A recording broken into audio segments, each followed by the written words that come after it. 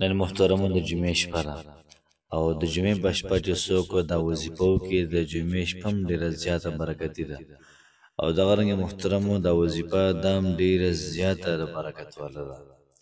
محترم مسلمانانو، ستاسو څومره حاجات دي، څومره مشکلات دي، او الله پاک محترم پوره کوي. مشکلات به الله پاک حتمي، حاجات به الله پاک پوره کوي. دومره برکتي ده، دومره برکتي ده چې کوم سړی دا وظیفه کوي الله پاک به دا سړی مالامال کړي د پیسو نه. الله پاک به انسان ته ډېر زیات برکت ورکړي. زه نن تاسو ته د بسم الله الرحمن الرحیم چې کوم فضایل دي دا وایم، تاسو محترم حیران نشئ. دومره ناشنا فضایل دي، دومره. یار ساده محترم، که تاسو غواړئ چې په یو څیز کې برکت راولو، هغې دپاره بسم الله الرحمن الرحیم دا وظیفه شروع کړئ. بسم الله کې د الله پاک یو نوم ذاتي دی، الله. ورپسې دوه صفتونه نومونه دي، رحمان او رحیم. دا نومونه د الله پاک صفتي نومونه دي. او چې کله د الله پاک ذاتي نوم او د الله پاک صفتي کوم نومونه د جمع شي او په دې سره الله پاک نه څوک دعا وغواړي، الله پاک لازما دا محترم قبلوي. نن چې کومه زموږ وظیفه ده، یو قسم له انسان حاجات پوره کېږي، په دې باندې انسان مالدارېږي او دغه رنګې محترمو دې سره سره الله پاک د انسان حاجات پوره کوي، مشکلات ختموي. نو راځئ چې واورو د بسم الله الرحمن الرحیم کوم فضایل دي، هغه څنګه دي. بسم الله الرحمن الرحیم شروع کوم د ډېر زیات بخښونکي او د ډېر زیات مهربان رب په نوم باندې. زه ګواهي ورکوم د دې خبرې چې د الله پاک نه علاوه د عبادت لایق بل څوک نشته. نبي کریم علیه الصلاة والسلام د الله پاک بنده او د الله پاک رسول دی. نه چې محترمو زموږ کوم وظیفه ده ډېره زیاته ناشنا او ډېره زیاته سپیشل وظیفه ده. کم کسان چې په ملک کې مقیم دي هغوی هم کولی شي، کوم چې مسافر دي هغوی هم کولی شي. یاد ساتئ محترمو، دعا وکړئ الله پاک څومره کسان دا وظیفه کوي د هغوی حاجات پوره کړي.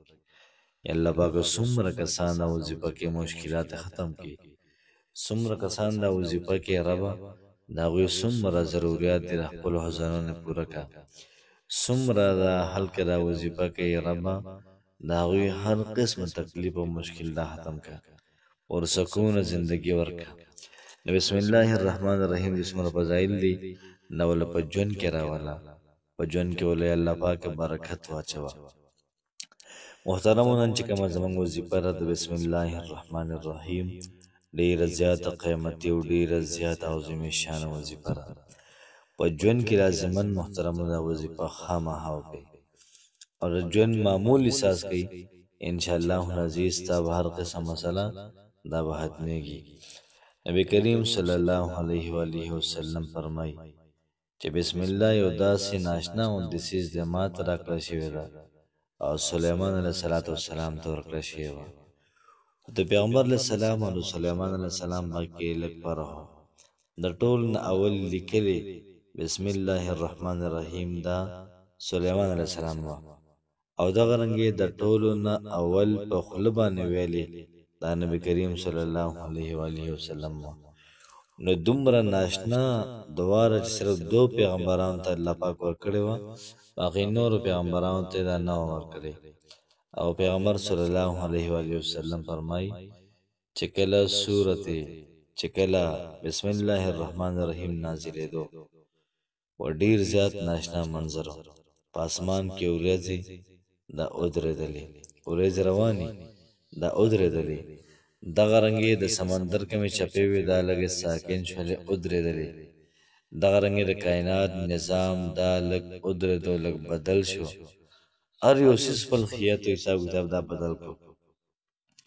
ولې؟ ځکه چې بسم الله الرحمن الرحیم نازلېږي او په دغه دور کې الله پاک قسم وخوړو، زما د خپل جلال قسمي، زما د خپل عزت باندې قسمي چې کوم سړی دا کلمات وایي زه به لازماً برکت ورکوم، زه به لازماً برکت دا ورکوم.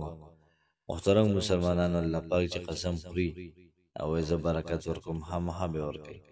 نو کوشش کول پکار دی وظیفه په خپلو ملګرو سره هم شیر کړو. فرمایي محترمو د جهنم 19 فرشتې دي او کم سړی بسم الله الرحمن الرحیم دا وایي الله پاک به د نور لس فرشتو نه حفاظت کوي. څومره ناشنا دعا، ډېر عجیبه. یو پیرا نبی کریم علیه الصلاة والسلام سورلی باندې ناست و یا ولاړ، سورلی خواته ولاړ، نو په دې کې سورلی لتې والی، نو یو صحابي هیره وکړه شیطان خدای دې ورک کړه، خدای دې څه کړه داسې کړه. پیغمبر علیه السلام یو شیطان د سوای مو دا نورم خوشحالېږي داسې وکړه بسم الله الرحمن الرحیم ووایه، نو شیطان به دا به وتښتي. نو تاسو ګورئ کوم یو کار مونږ شروع کوو بسم الله پکې وایو، روټۍ مونږ خورو بسم الله پکې وایو، برکت پکې راځي، کور سازو بسم الله الرحمن الرحیم دا مونږ وایو. چې کوم یو کارم کوم مسلمان مها بسم الله وایي، بسم الله نه غیر مسلمان چاره محترم را نشته، ځکه زه شروع کوم په نوم د الله چې بخښونکی او مهربانه دی. اوس وظیفه څنګه شوله؟ نو موږ له پکار دی چې موږ چاراندام وکړو په ښه طریقې سره، ښه مزېدار، او بیا د هغې نه بعد 2 رکعته نفل وکړو، 2 رکعته نفل وکړو، او نفل داسې چې ډېر زیات اعلی، او بیا د هغې نه بعد موږ 21 پېرې درود ابراهیم ووایو، کم د مانځه درود شریف دی، او بیا د هغې نه بعد 314 پېرې د بسم الله دا وظیفه وکړو، او بیا د هغې نه بعد 21 پېرې درود شریف، او بیا د هغې نه بعد دعا، داسې ناشنا دعا چې فرشتې هم حیرانه شي، داسې ناشنا دعا چې تمام خلق ته ویني تا څوک لیونی و یار. ای ربه زما ته ډېر زیات حاجت راوایي، زما حاجتونه پوره کړه. ربه زما ته ډېر زیات ناشنا پیدا کوونکی، الله پاکه ما ته اسباب در پیدا کړه. یا الله پاکه زما روزګار دا په حال کې، بل خدای نشته چې هغه ته ویم چې زما روزګار دا په حال کې. داسې مزېدار یو څو جملې ساز کړي ځان سره، او الله پاک ته ور وړاندې کړي. انشاءالله العزیز الله پاک به ستاسو هر قسم مسله دا به ختموي.